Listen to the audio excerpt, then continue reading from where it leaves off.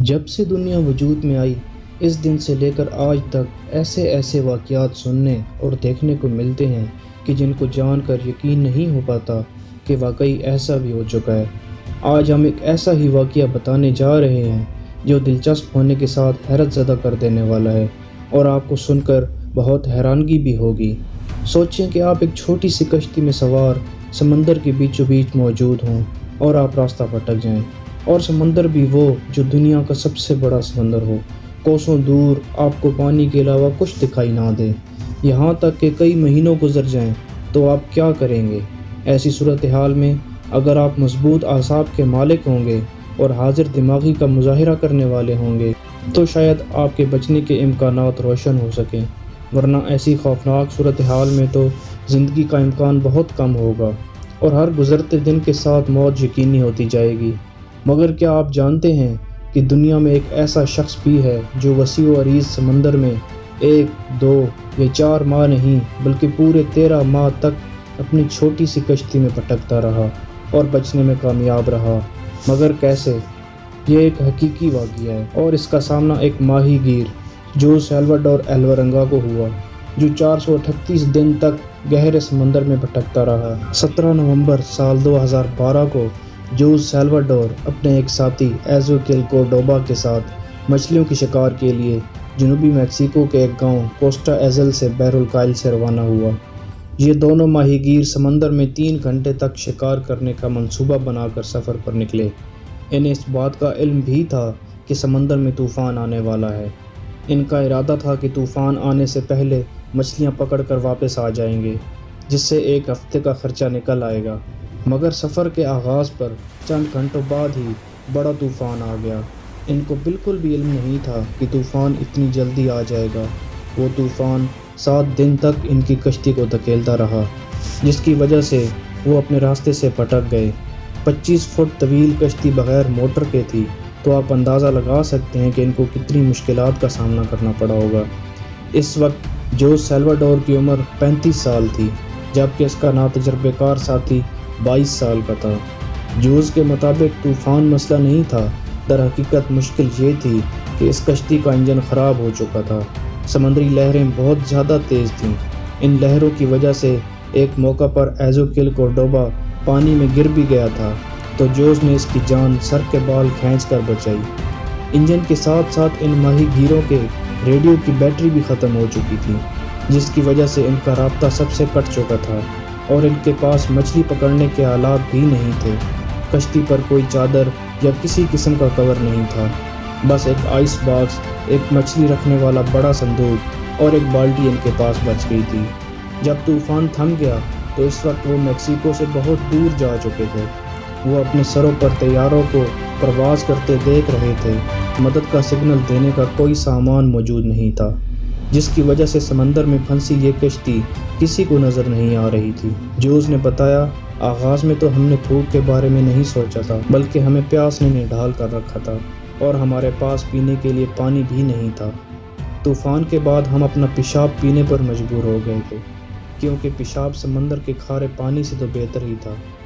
1 ماہ بعد جا کر ہمیں کچھ پانی بارش کا میسر آیا۔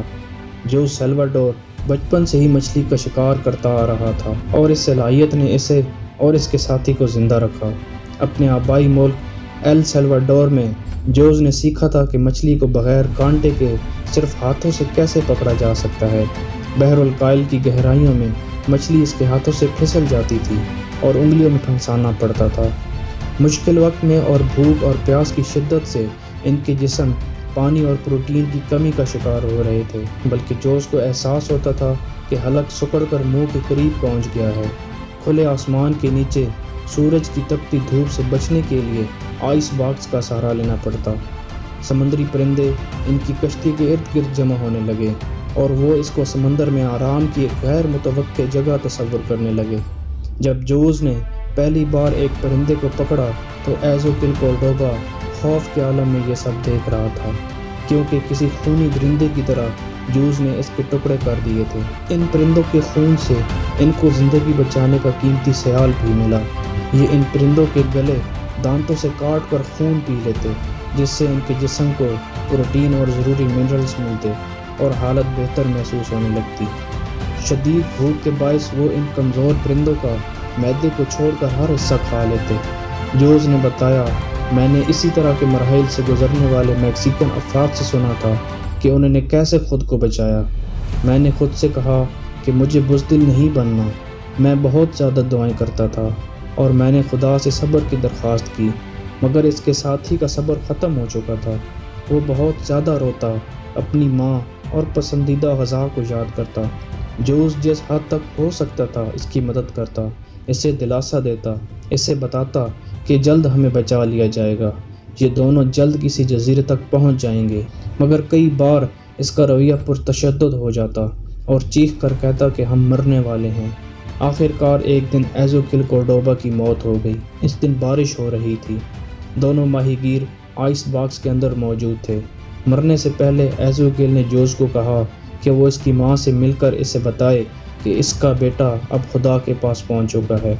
اس نے اپنے دوست کی لاش سمندر کی نظر کر دی اور اپنے ساتھی کی موت کے بعد جو سیلواڈور تنہا ہو گیا تھا اور سارا دن خدا سے دعا کرتا اور یقین رکھتا کہ ایک نہ ایک دن کوئی نہ کوئی اس کی مدد کو ضرور پہنچے گا۔ آخر کار ایک کشتی نے نہیں بلکہ ایک جزیرے نے جوز کی زندگی کو بچا لیا۔ سمندر میں 438 دن گزر جانے کے بعد جوز کو کچھ پہاڑیاں نظر آئیں اور اسے لگا کہ وہ اپنی منزل کے بہت قریب ہے، جس کے بعد اس نے پانی میں چھلانگ لگائی اور پہاڑیوں کی جانب تیزی سے تیرنے لگا، جس کے بارے میں بعد میں علم ہوا کہ وہ ایک چھوٹا سا جزیرہ ایٹان ایبول تھا، جو دنیا کے سب سے چھوٹے جزیروں میں شمار ہوتا ہے۔ یہ اس کی خوش قسمتی تھی کہ وہ اس جزیرے پر پہنچ گیا، ورنہ اگر ہوائیں اس جزیرے پر نہ لے کر آتی تو زمین تک پہنچنے میں مزید 240 دن لگ جاتے، وہ بھی تب جب ہوائیں اپنا رخ تبدیل نہ کرتیں۔ وہ پہلے زمین تک پہنچا اور اس کی کشتی بعد میں کنارے پر آئی۔ جو سمندری ریت کو محسوس کر رہا تھا اور اتنا خوش تھا کہ ریت پر گر کر بے ہوش ہو گیا۔ جب ماہی گیر جوز کو ہوش آیا تو اس نے ساحل کے قریب موجود بستی کے لوگوں سے رابطہ کیا، جہاں وہ 29 جنوری 2014 کو پہنچا تھا۔ اس بستی میں کوئی بھی اسپینش زبان نہیں جانتا تھا، لہٰذا ہاتھوں کے اشاروں سے ایک دوسرے سے بات کرنا پڑتی۔ اس جزیرے سے اس کو ایک جہاز کے ذریعے اس کے گھر تک لایا گیا، مگر وہاں اس کو ایک نئی مصیبت کا سامنا کرنا پڑا۔ اس کے دوست ایکویل کی فیملی نے اس پر الزام لگا دیا کہ اس نے خوراک کی کمی کی وجہ سے اپنے دوست کا قتل کر کے اسے کھا لیا ہوگا۔ جوز خود کو ایک ایسا قیدی کہہ رہا تھا جو رضاکارانہ طور پر 1 سال سے زیادہ عرصے تک سمندر میں قید رہا، اور اسے سمجھ نہیں آ رہا تھا کہ کیسے رویے کا مظاہرہ کرے۔ وہ بہت خوف زدہ تھا، اسے لوگوں سے ڈر لگ رہا تھا۔ اتنے عرصے تک تنہا رہنے کے بعد اس کو بات کرنے کا طریقہ نہیں آ رہا تھا، وہ گفتگو کرنا بھول چکا تھا۔ اس حیران کن سفر کی داستان اور جوز کی تصاویر دنیا بھر میں بہت تیزی سے پھیل گئیں۔ اس کہانی سے ہمیں یہ سبق ملتا ہے کہ ہمیں مشکل وقت میں صبر اور ہمت سے کام لینا چاہیے اور ہمیں اچھی امید رکھنی چاہیے، تب ہی ہم اپنی منزل مقصود تک پہنچ سکتے ہیں۔ دوستو، اگر آپ کو ہماری یہ ویڈیو پسند آئی تو ویڈیو کو لائک ضرور کریں اور ہمارے چینل کو سبسکرائب ضرور کر لیں اور ساتھ موجود گھنٹی کو بھی دبا دیں، کیونکہ ہم ایسی ویڈیوز آپ کے لیے لاتے رہیں گے۔ اپنا خیال رکھیے گا۔ اللہ حافظ۔